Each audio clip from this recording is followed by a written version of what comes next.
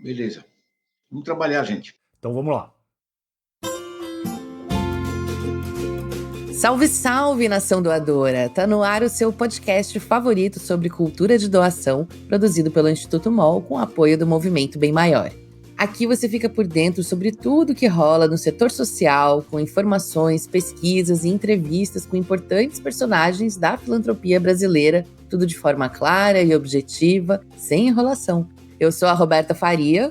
Eu sou o Arthur Loubach e semana sim, semana não, a gente está aqui apresentando para você mais um episódio para inspirar mais e mais pessoas e empresas a doar com propósito, com consciência e com coração. Afinal, aqui se faz, aqui se doa.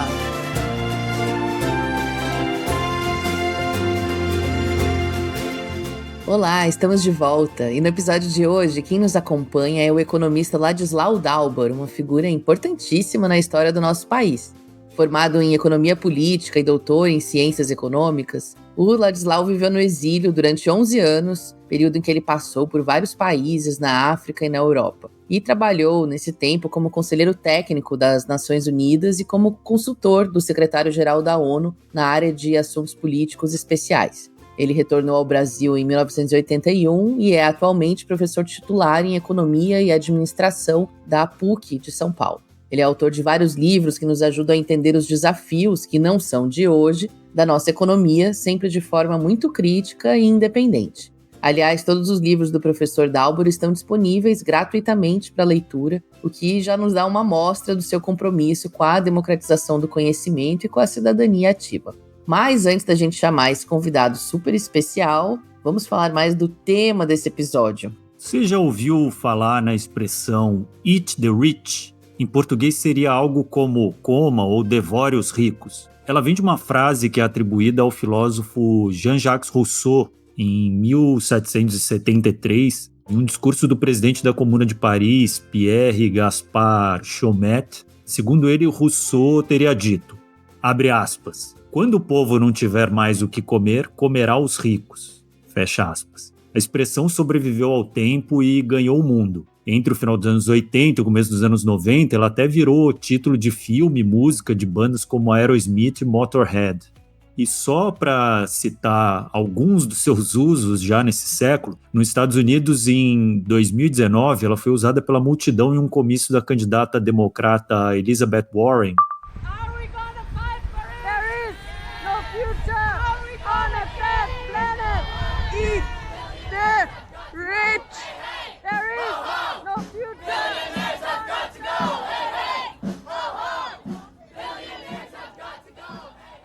Na África do Sul, 2 anos depois, a frase "coma os ricos" foi usada pelo Partido da Terra como slogan de campanha para as eleições do governo local. E como não poderia deixar de ser, a expressão também virou tendência nas redes sociais. No TikTok, posts com a hashtag #EatTheRich somam mais de 845 milhões de visualizações. Bom, não é de hoje que a vida dos ricos e famosos é alvo de muita curiosidade, inclusive curiosidade mórbida, cercada de críticas, quase uma torcidinha para as coisas darem errado.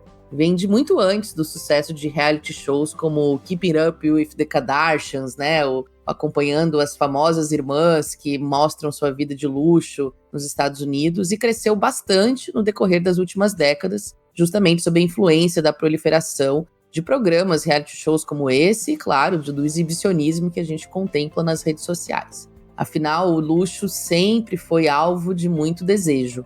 E junto com a explosão de influenciadores digitais e a disseminação dessa ideia de meritocracia, de que quem quer consegue, quem quer pode chegar lá e ficar rico, um fenômeno mais recente é o dos chamados fãs de bilionários.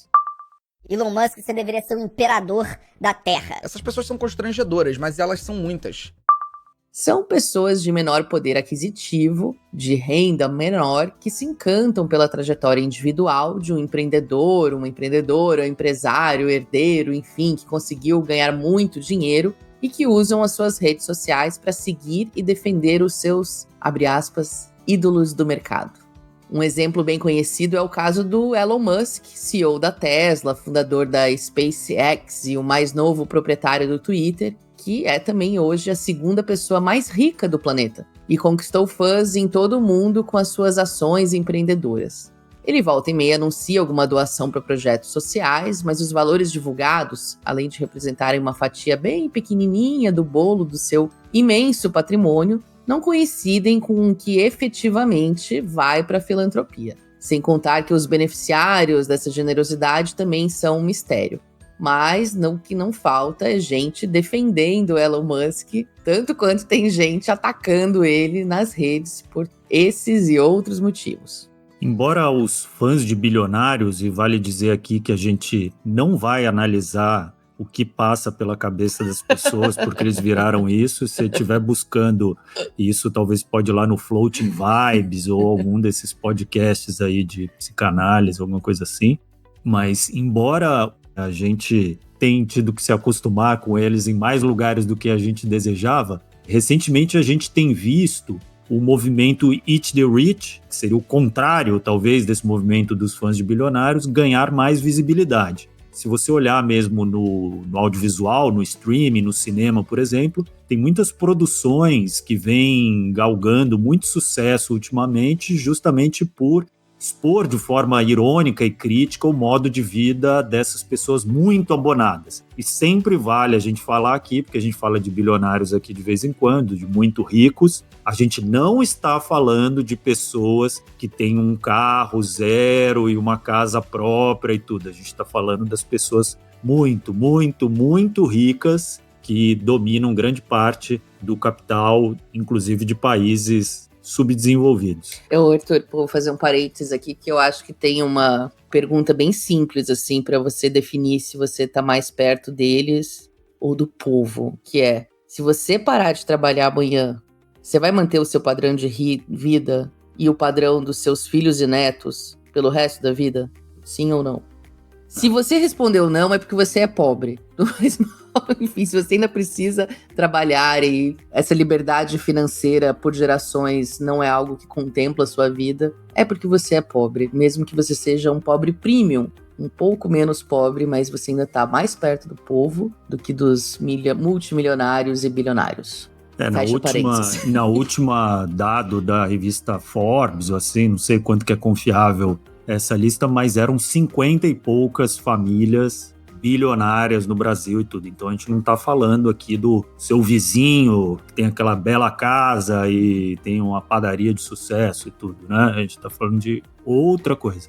Mas enfim, voltando ao tema do audiovisual, um exemplo é a série The White Lotus, que acompanha os hóspedes abastados de uma rede de resorts no Havaí e agora na última temporada na Itália, né? Nos episódios, as fragilidades dos personagens ricos e conflitos de classe com funcionários do hotel são expostos em uma mistura de sátira e drama. Já no longa-metragem Triângulo da Tristeza, que venceu a Palma de Ouro em Cannes, foi indicado ao Oscar de melhor filme nesse ano, 2023, se faz uma crítica bastante parecida a partir de um olhar cirúrgico sobre o comportamento de pessoas muito ricas em um cruzeiro de luxo. Após ser atacado por piratas, o navio naufraga e os poucos sobreviventes se veem obrigados a obedecer a uma empregada da embarcação. Bem interessante. E tem outros, né, como Parasita, que também coreano. Succession. A série Succession na HBO. Enfim, tem muitas produções interessantes. Vamos deixar as dicas aí depois no post. Enfim, será que isso vai ser o fim do fã de bilionário? E qual o impacto desse mau humor diante dos ricos para a filantropia? Os mais ricos, eles se beneficiam, né, de mecanismos que, de certo modo, perpetuam, né, essa condição da desigualdade como um todo e, dentro da desigualdade, também um cenário de pobreza.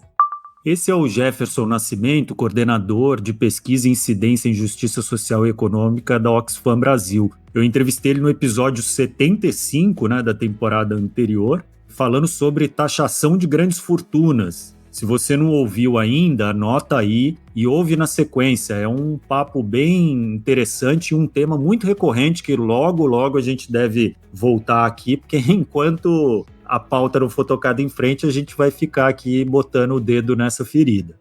Um novo relatório lançado pela organização Oxfam Brasil, por ocasião do Fórum Econômico de Davos, né, o Fórum Econômico Mundial, nesse ano, indicou que pela primeira vez em 30 anos, a riqueza extrema e a pobreza extrema cresceram simultaneamente. Ou seja, foi aquele triste fim que o cancioneiro popular brasileiro já previa, que é o de cima sobe e o de baixo desce.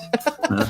E com tanta desigualdade, a gente coloca os bilionários no divã e pergunta: doar é suficiente? E eu acrescento aqui uma questão que, se você que está ouvindo é um bilionário, herdeiro, está incomodado com esse papo, é o seguinte: a gente está falando aqui de pessoas que têm uma relação negativa com o dinheiro e principalmente nessa intersecção entre dinheiro e causas sociais, desenvolvimento social. Se você está seguro sobre a sua posição, sobre o que você tem feito, toque em frente, mas ainda assim essa questão é muito problemática para muita gente, gera efeitos muito negativos na sociedade. Não é por si só um problema uma pessoa trabalhar, acumular dinheiro, ter um patrimônio. A grande questão é o que se faz com isso, qual é a sua proposta em relação ao mundo depois de fazer isso, né? A gente está falando aqui menos de valores e mais de posicionamento. Tá? E para refletir um pouco sobre esse e outros temas, a gente convidou o professor economista Ladislau Dalbor, uma grande figura, foi meu professor, tenho uma grande admiração por ele, gosto muito de ler tudo que ele produz e ele tem uma produção profícua, mesmo depois dos 80 anos. Se fosse um país um pouco mais civilizado, seria esse tipo de economista que a gente estaria mais interessado e não no Paulo Guedes. Eu bati um papo muito legal com ele e a gente vai ouvir agora. Professor, muito obrigado por estar aqui conosco, é uma honra, sou muito fã do seu trabalho, inclusive já tive aula com o senhor há uns tantos anos atrás, já li umas tantas coisas que o senhor já publicou. E eu queria já começar aqui com uma provocação bem incisiva para a gente não ficar andando pelas bordas, né? O senhor, provavelmente, assim como eu, já ouviu muitos super ricos, e vamos só abrir um parênteses aqui para falar que quando a gente está falando de super rico aqui, a gente não está falando de alguém que tem uma casa ou um carro legal ou que viaja de vez em quando, foi uma vez para Disney, foi para praia e tudo. A gente está falando de gente aqui que tem dinheiro suficiente aqui para bancar umas tantas gerações aqui sem trabalhar, né? Enfim, o senhor já deve ter visto muita gente dessa turma lamentando a pobreza no Brasil e se dissociando completamente desse cenário, ou seja, dissociando a acumulação lá no topo da pirâmide com a falta de dinheiro, emprego e tudo mais na base da mesma pirâmide.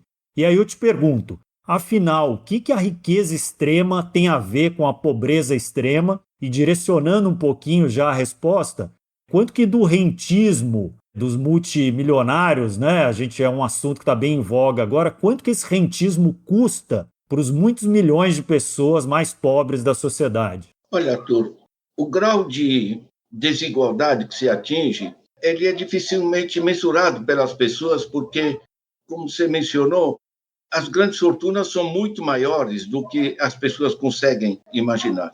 Eu vou dar um exemplo. Um bilionário que tem $1 bilhãozinho só. Esse grupo da Americanas, com o escândalo que tem, eles têm 160 bilhões, tá? Mas eu penso, por exemplo, uma pessoa que tem $1 bilhãozinho só e digamos que ela faz uma aplicação muito moderada, muito conservadora no banco para render 5% ao ano. 5% ao ano. Ele está ganhando, sobre esse bilhão, 137 mil ao dia. Ou seja, no dia seguinte, ele está ganhando 5% sobre o bilhão mais 130 mil, e assim vai, que isso se chama uma máquina, né, que reproduz e que aumenta a riqueza, né? Internacionalmente se chama de snowball effect, efeito bola de neve. Quanto maior a bola, a cada volta, mais neve você agrega, né? Então, é um processo que se expande. E isso permite que uma grande fortuna, a partir do momento que ela faz aplicações financeiras em qualquer veículo internacional, que a gente chama de gestão de ativos, asset management, ele passa a ganhar dinheiro sem precisar produzir. Esse é um deslocamento fundamental. Isso leva ao tamanho das fortunas atuais. Nós temos gente com centenas de bilhões de dólares, né, que vai para mais de R$1 trilhão. Estamos nesse nível.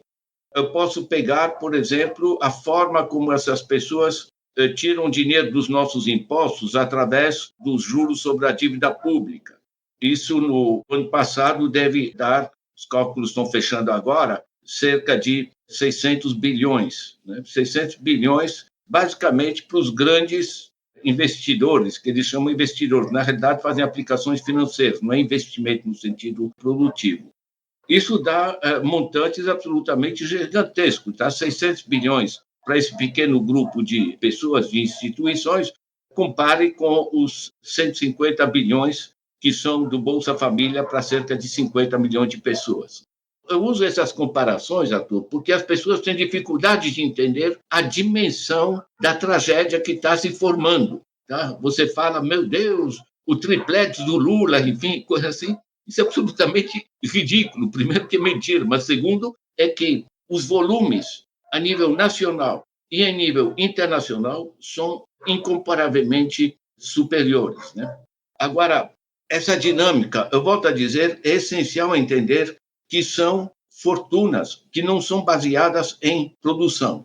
Então, internacionalmente, nos estudos econômicos, pega Joseph Stiglitz, que é prêmio Nobel, pega os relatórios das Nações Unidas, pega Christopher, tantos outros, hoje se chama isso de rentismo, porque você justamente pode ganhar dinheiro sem precisar produzir a riqueza correspondente, que muda todo o sistema capitalista, porque se torna, tem gente até que chama de neofeudalismo. Eu fiz uma pequena lista, como diversos autores chamam isso, né? A Mariana Mazzucato, que é uma das principais economistas mundiais hoje, chama capitalismo extrativo, porque eles só tiram, eles não investem, certo? Você tem o Bauman, que é muito lido no Brasil, chama de capitalismo parasitário. Tem gente que chama de neofeudalismo, porque no feudalismo era assim, os nobres se apropriavam sem produzir coisa nenhuma. Ou seja, isso é o ponto essencial. O sistema mudou. Você enriquece hoje sem precisar produzir. Você enriquece sem fazer o aporte social correspondente. Isso é extração. Isso vai ao nível que o pessoal do Financial Times, o economista-chefe deles, ele diz que esse sistema perdeu sua legitimidade. Porque quando você enriquece sem trazer o aporte correspondente para a sociedade, você está tirando o que outros produziram. Só que, veja bem, o dinheiro não é mais essa coisa impressa, essas notinhas que a gente tem no bolso. Isso representa apenas 3% do que a gente chama liquidez. O dinheiro é essencialmente o sinal magnético. Então, qualquer favelado tem um cartão de crédito no bolso.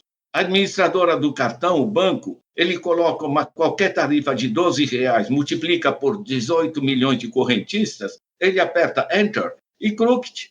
Sumiram R$12 e 18 milhões de pessoas, certo? Você tem uma fortuna acumulada.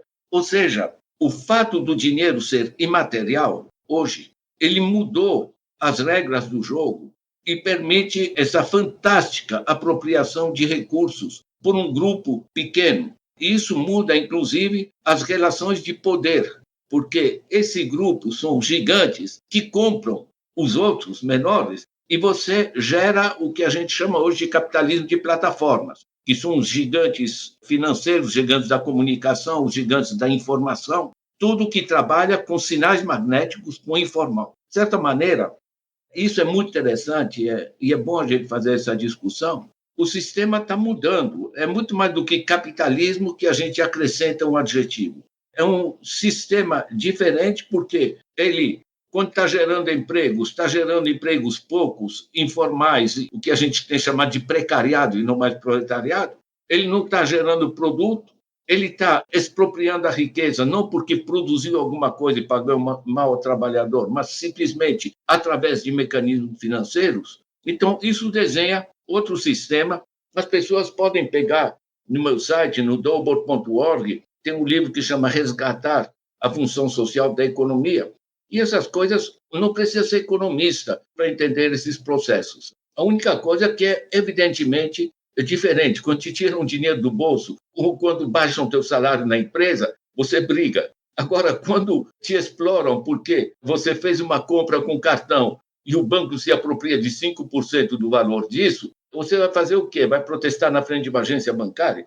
Então, as relações de força mudam na sociedade e permitem essa dramática desigualdade que se aprofunda. Professor, aproveitando esse gancho e a referência ao seu livro aí mais recente, o Resgatar a Função Social da Economia, e esse tema da tecnologia que gerou essa imaterialidade do capital, o senhor acha que isso tem alguma coisa a ver com esse fenômeno mais recente aí, que é dos bilionários superstars, né? Esses Elon Musk, outros né, os fundadores do Google e tudo, que fazem fortunas que exatamente se multiplicam com um clique do Enter ali, né? Porque criou um sistema que gera dinheiro sozinho por conta da tecnologia? Ou isso sempre foi assim? Os bilionários sempre geraram uma idolatria das pessoas de menor poder aquisitivo, de alguma forma aspiracional, ou isso tem a ver com esse fenômeno recente da tecnologia?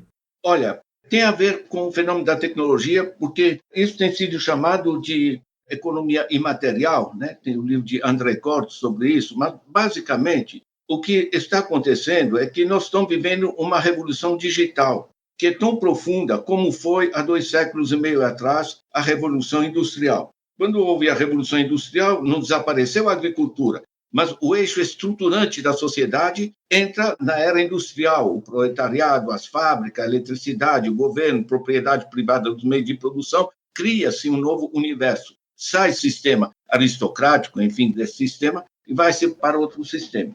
O que a gente está vivendo hoje, com a Revolução Digital, é, a meu ver, uma revolução tão profunda como foi a Revolução Industrial em seu tempo, tá? Porque muda as regras do jogo. O fato de, por exemplo, ter a conectividade, está todo mundo conectado, enfim, todo mundo é um exagero. Nós temos, no Brasil, apenas 1/3 está bem conectado e temos 1/3 lá embaixo que está simplesmente sem conexão. É só pegar os trabalhos do Comitê Gestor da Internet, é um drama esse atraso do Brasil. Mas, basicamente, quando todo mundo está conectado, a apropriação de recursos se torna diferente. Então, do momento que o dinheiro é imaterial, apenas um sinal magnético, e está todo mundo conectado através do cartão que tem no bolso, do celular ou o que seja, você passa a ter algoritmos de apropriação de recursos que são radicalmente diferentes. Aproveitando já um pouco esse gancho, aqui no começo do episódio,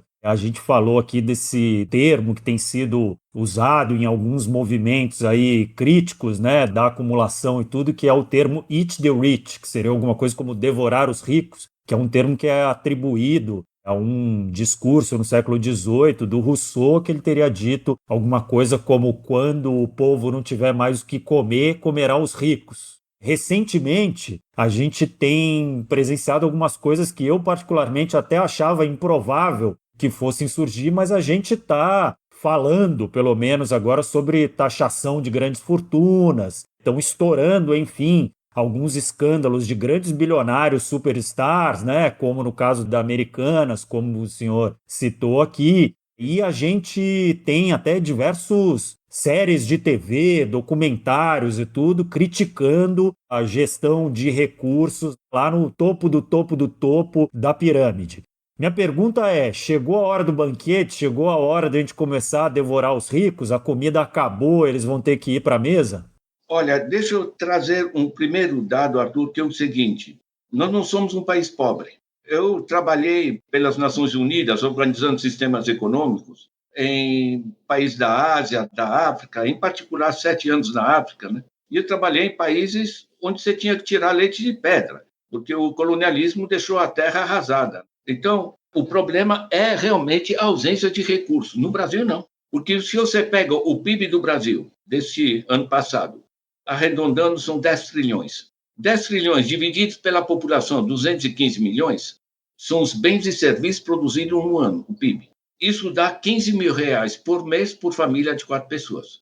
Hoje a gente produz, dá R$15 mil por mês por família de 4 pessoas. Ou seja, é só reduzir muito moderadamente a desigualdade para assegurar a todos uma vida digna e confortável.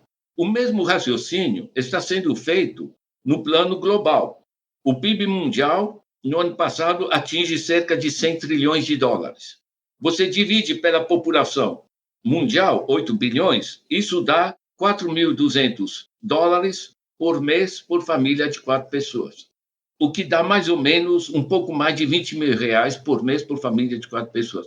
De certa maneira, o mundo atingiu um nível de prosperidade que não é porque é capitalista ou coisa do gênero. O que transformou o universo nos últimos séculos é tecnologia. Nas gerações anteriores não tinha eletricidade, não tinha motor a combustão, não tinha uso de petróleo. Você usava os músculos, ou o cavalo, ou o boi. Hoje, cada ser humano ele utiliza centenas de vezes a sua força através da capacidade de captação das mais diversas formas de energia. Então, essas transformações, a transformação da eletricidade, do motor a combustão, da biologia, da química, em particular da química fina, da física, do todo o sistema eletrônico, tudo isso aí é que gerou, não é porque é capitalista, é porque os ricos criaram isso. Isso aqui é merecimento de empréstimo. Entende? Eles dizem, olha, como nós somos bons, nós estamos criando esse mundo, essa prosperidade. Hoje eles estão drenando isso. Então, eu tenho perfeita simpatia pelo produtor de sapato, que nos anos 60 ou 70 do século passado produzia sapato, brigava porque estava explorando os trabalhadores, mas bem ou mal se fazia greve, se brigava, mas gerava emprego, gerava produto e pagava imposto. Esse sistema simplesmente está saindo de cena. Ele continua em pequenos produtores, na padaria, que é o último, enfim, tem um conjunto. Só que os grandes grupos, as chamadas plataformas, plataformas financeiras, plataformas de comunicação, de informação e de comercialização de informações privadas, esse grande sistema planetário que se gerou, ele é simplesmente descontrolado. Agora, a ideia da taxação que você levanta é extremamente importante. E não é só por causa de justiça, digamos assim. É porque se um cara está ganhando um monte de dinheiro sem produzir nada, apenas comprando, eles conseguiram empurrar o Guedes e o Bolsonaro para passar o preço do petróleo, chamado PPI, a preços internacionais, que não tem nenhum sentido, porque o petróleo é daqui da terra, né? Pé no chão, tá? A dona de casa que hoje paga 140 um botijão de gás, tá? Mais do dobro. Para onde vai esse dinheiro a mais que as famílias estão pagando no petróleo? Vai justamente para dividendos de gente improdutiva, que simplesmente está dizendo, olha, ficou mais caro. Ai, a inflação. Eles geram a inflação porque eles sobem, elevam os preços. Então, por que a taxação é tão importante? Porque se você tem caras improdutivos que estão se entupindo de dinheiro, você gera um imposto sobre fortunas ou um imposto internacional sobre taxação de transações financeiras, certo? A especulação financeira. O cara que está ganhando o dinheiro sem produzir, quando ele tem que pagar imposto, ele vai pensar o seguinte, sabe o que é? O meu dinheiro está diminuindo, deixa eu fazer alguma coisa útil com ele, né? Porque aí vai reduzir os impostos. Perfeito, mas aproveitando esse tema da ética, foi bom a gente chegar aqui, que ao mesmo tempo acontece um paradoxo, né? Esses mesmos, alguns aí que o senhor citou até, que muitas vezes pegam o nosso dinheiro para vender ele de volta ganhando em cima, né? Cobrando um belo pedágio, normalmente são os que aparecem mais como filantropos, pelo menos aqui na nossa sociedade, mas em muitas das sociedades ricas do mundo, né? E daí isso me remete a um artigo que o senhor publicou recentemente, no qual o senhor fala sobre oportunismo, né? Alguma coisa como quem atinge um sucesso individual que não está atrelado a um sucesso, a um bem-estar da sociedade e a restauração do planeta, essa pessoa é simplesmente um oportunista. A minha questão é, qual é o ponto de virada disso, né? É normal que quem tem mais dinheiro tenha mais potencial para fazer filantropia. O negócio que a gente vê aqui é que a porcentagem da filantropia é bem pequena do lado da porcentagem da acumulação, que muitas vezes é feita sobre aqueles mesmos que estão sendo beneficiados lá pela filantropia. Então, qual é o ponto de virada do oportunismo? Até que ponto é oportunismo e até que ponto é, de fato, uma aposta positiva na sociedade? Olha, o que se passa sob forma de filantropia para a sociedade é, em geral, uma merreca. Não é o caso do Gates, né, que levou tanta bordoada pelas ilegalidades que ele fez na Microsoft, no seu depoimento no Senado americano, que ele resolveu pegar a fortuna que ele juntou e passar para fazer políticas sociais interessantes. E você tem bilionários que dizem e repetem, gritam, certo? Até em Davos, temos que taxar nós mesmos, os bilionários, temos que ser taxados, porque senão esse negócio não vai funcionar. Agora, a filantropia, no geral, são gotas d'água. Agora, tem outra forma de conceber filantropia que é muito interessante. Eu pego uma empresa de máquinas aqui em Guarulhos, na proximidade da empresa tem favelas e que tinha o tempo todo problema, enfim, de segurança, né? Bom, eles, em vez de investir mais em arame farpado e aparelho de vigilância, etc., eles fizeram uma parceria com uma ONG, né? E foram ver o que é o bairro ao redor dessa firma, tá? E passaram a investir na melhoria dessas habitações, na melhoria do conjunto. O resultado, que em vez de gastar com arame farpado, exacerbaria, digamos, todos os conflitos, certo? Eles passaram a organizar um convívio.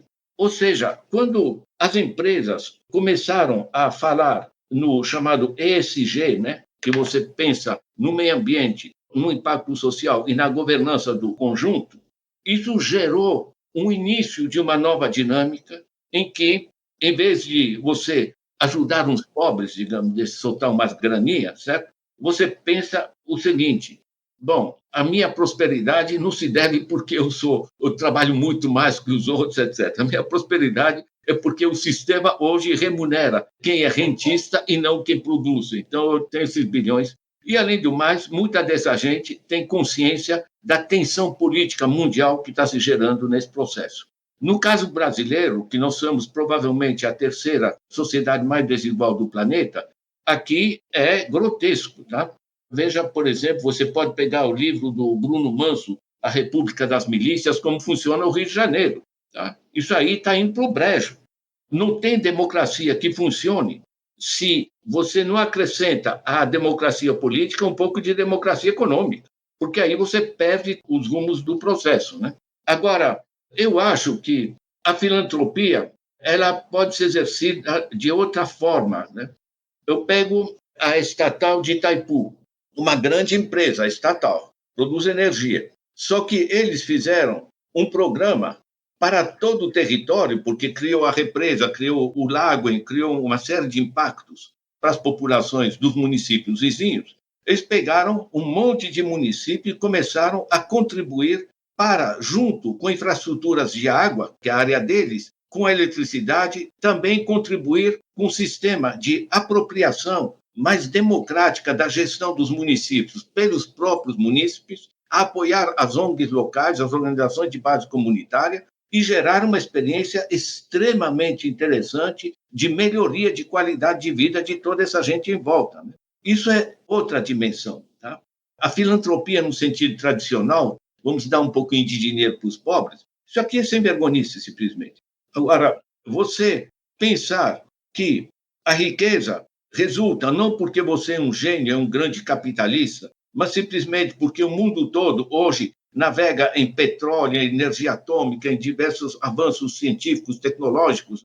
O www, que permite toda essa conectividade para as empresas todas, foi criado no CERN, no Sistema de Pesquisa Nuclear da Europa, certo? Que é do Estado. O sistema informático no mundo foi criado na Segunda Guerra Mundial na Inglaterra, certo? Por organismo do Estado. Você pode pegar o livro da Mariana Mazzucato, O Estado Empreendedor, vai mostrar que tudo isso aí vem em grande parte de transformações científico-tecnológicas que nos jogaram para essa modernidade. Então, de certa maneira, a gente tem que pensar o seguinte: grande parte dessas fortunas realmente simplesmente não são merecidas, né? O exemplo que eu dei do cara é Martin Wolf, do Financial Times, né, que diz que o sistema perdeu sua legitimidade, ou Sandel, que escreve qual é o mérito nesse processo, nos coloca justamente o problema ético. Ou seja, professor, para a gente terminar aqui, talvez com uma questão que a gente poderia ter começado com ela por ser a mais ampla e que talvez explique mais esse furdúncio todo e essa tragédia anunciada que a gente está vivendo. A gente começou aqui falando de devorar os ricos, mas na verdade, pelo que eu estou entendendo da fala do senhor, o senhor está dizendo que os super ricos que devoraram o Estado, ou os estados, ou seja, os lugares onde eles mais prosperam é onde o Estado abre mão da sua função? Olha, estamos nessa situação precisamente. E mais, isso leva não só a esses bilionários fazerem o que querem porque se apropriaram do próprio Estado, mas leva a toda uma gama de gente que poderia contribuir para a evolução produtiva dos países a aplicar, fazer aplicações financeiras. Você pega qualquer empresário, há 50 anos atrás, ele tendo um dinheiro, uma poupança grande, ele pensaria, vou abrir uma empresa, vou produzir isso ou aquilo. Hoje, ele olha, bom, sabe o que é? Eu posso aplicar em títulos do governo, risco zero, esforço zero, eu ponho meu dinheiro, paga 13,75, eu tiro a inflação, sobra 8% líquido, sem risco, sem precisar produzir. Eu posso ir para Cancún descansar nas praias e meu dinheiro está dando 8%. Alguém paga isso? Claro que alguém paga, né? É dos nossos impostos que vai pagar a praia dele em Cancún. Porque você compra título do governo, é um dreno sobre nossos impostos. E se ele compra título da Petrobras, esse dinheiro que a dona de casa paga mais no botijão de gás, ou o cara que vai encher o tanque de diesel ou de gasolina, tudo isso aqui que ele paga mais vai para esses caras, porque você privatizou. Ou seja, você criou um sistema de dreno que não só tem os bilionários, mas que à volta dele gerou um conjunto de gente que faz aplicações financeiras e se acha o máximo, porque, olha, eu fui esperto, eu vendi aquelas ações daquela empresa, mas eu comprei da Vale porque isso aqui que está rendendo. E os caras que administram a Vale do Rio Doce, né, os acionistas, dizem, meu amigo, realmente o pessoal que sofreu aí o desastre de Mariana, bom, mas os nossos advogados são bons, a gente vai empurrar isso mais 3 ou 4 anos, enquanto isso o dinheiro está rendendo. Bom, as famílias, claro, estão passando fome, mas, enfim, é um problema, enfim. Há muita pobreza no mundo, o mundo é assim. Na realidade, isso aqui é de uma sem-vergonhice, não só em termos éticos, mas também porque não funciona em termos econômicos, porque você paralisou o país. O último ano que a gente cresceu efetivamente foi 2013. A gente cresceu 3%. Durante os 2 governos Lula e o primeiro governo Dilma, a gente cresceu, em média, 3,8% ao ano. Porque você colocava dinheiro na base da sociedade, isso gera demanda, essa demanda faz as empresas funcionar. Com o Temer e depois o Bolsonaro quebrando os direitos trabalhistas e com essa paralisia econômica, eu gosto muito de citar o que eu li da entrevista de um empresário no Estadão. Ele diz assim, realmente, está mais barato eu contratar, mas para que eu vou contratar porque eu não tenho para quem vender? Então, em termos éticos, é uma desgraça. Agora, em termos econômicos, é burrice, que você paralisou o país para entupir esses bilionários de lucros e dividendos que sequer pagam impostos. Olha, francamente, né, nós estamos no desafio de colocar o país nos trilhos de novo, sendo que, em grande parte, essas empresas financiaram a eleição de senadores e de deputados, né, de boa parte deles. É uma guerra que temos pela frente. Nosso país não é um país pobre. Esse país tem excelentes cientistas e técnicos, temos recursos naturais realmente dos mais bem providos no planeta. Entende? Tem 33 milhões de pessoas passando fome, quando na última safra, 313 milhões de toneladas, dá 4 quilos por pessoa por dia, gente. Tem gente passando fome. Isso aqui é uma zona administrativa. Eu sei que zona não é um conceito econômico, né? Estou à procura de um termo melhor para dizer, mas é simplesmente escandaloso, tá? E aí não há filantropia que compense. Bom, professor, não dá para dizer que está tudo muito bom, mas ainda assim muito feliz com a sua presença aqui. Uma forma da gente combater um pouco isso e devorar um pouquinho desse cenário absurdo é a gente falar um pouco sobre ele e jogar a verdade de forma crítica, né? E com isso a gente tentar andar um pouquinho para frente. Muito obrigado pela presença do senhor. Sempre que tiver uma nova publicação e tudo, sinta-se o espaço aberto aqui para vir falar sobre ela. Obrigado, Arthur. E aproveitem o meu site, né? Nós somos uma rede de professores, de economistas e de outras áreas que disponibilizam toda a produção científica online, porque é vital a gente ter mais gente compreendendo os desafios para a gente conseguir transformar.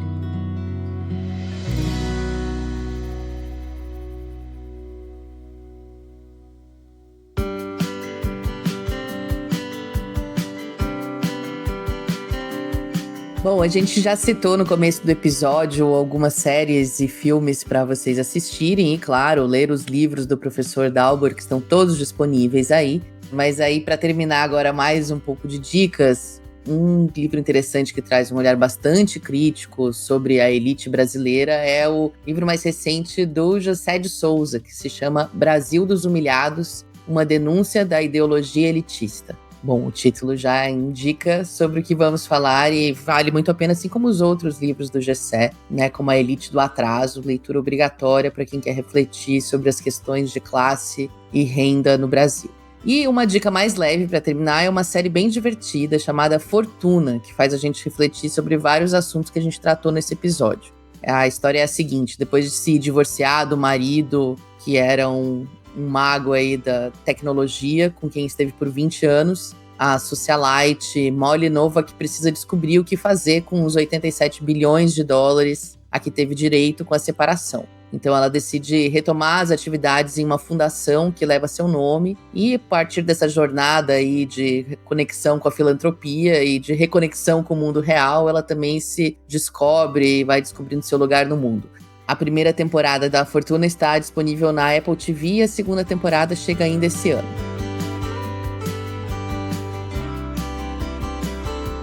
Bom, em uns toquezinhos rápidos, vale a gente recomendar novamente os livros do Ladislau e outros economistas que fazem parte de um coletivo que ele lidera, que são disponíveis gratuitamente no site Dalbor, dowbor.org, tem muito conteúdo legal. E nesse território semelhante, são figuras que têm as suas conexões. Recomendo novamente o Eduardo Moreira, o Instituto Conhecimento Liberta, que ele toca ali também, o Gessé também é dessa turma, não por acaso, são pessoas que circulam nos mesmos territórios. E se vale indicar quem é do LinkedIn, eu indico o João Paulo Pacífico, nosso colega que admiramos muito, conselheiro do Instituto MOL, que é um cara que conhece de perto um mercado onde os muito ricos circulam e tem um posicionamento crítico bem embasado, e muitas vezes ele vai na mosca assim, nos seus posts no LinkedIn. Ele é um top voice, né? Acho que é isso por hoje, Heitor. Acho que é, né? A gente ouviu tanto que nem vamos falar mais o que dizer depois de ouvir toda essa entrevista. Então, por hoje é isso, pessoal. Mas o papo, como sempre, continua nas nossas redes sociais. Segue lá a gente no Instagram, o @Instituto MOL, e no LinkedIn. Esse podcast é uma produção do Instituto MOL, com o apoio do Movimento Bem Maior. Esse episódio teve produção da Mônica Herculano e roteiro final e direção de Ana Ju Rodrigues e Vanessa Henriques. Mais arte da Gláucia Ribeiro, todas do Instituto MOL. A edição de som é do Bicho de Goiaba Podcasts. Até mais! Até mais!